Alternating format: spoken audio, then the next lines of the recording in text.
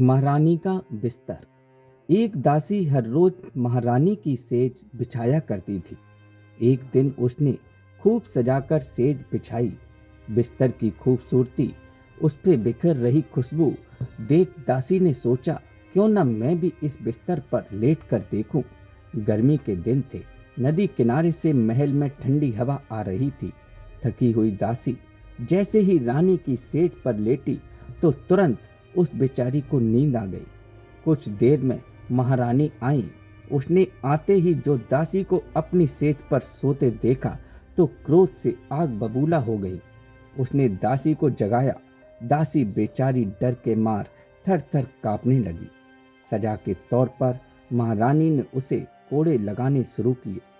2-4 कोड़े लगे तब तक दासी पीड़ा से जोर जोर से कराती और दया की भीख मांगती रही, मगर रानी ने उसकी एक नहीं सुनी।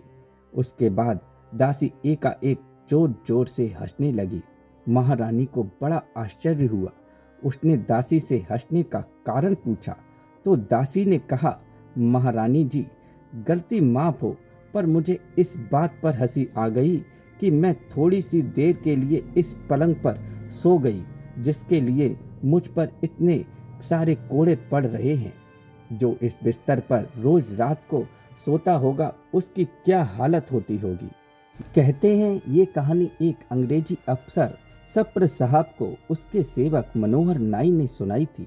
कहानी सुनते ही सप्र साहब ने तुरंत सब ऐसो आराम छोड़ फकीर बन गए, जो खटखटा बाबा के नाम से जाने गए। दोस्तों, यह जानकारी आपको कैसी लगी हमें कमेंट बॉक्स में जरूर बताएं। धन्यवाद।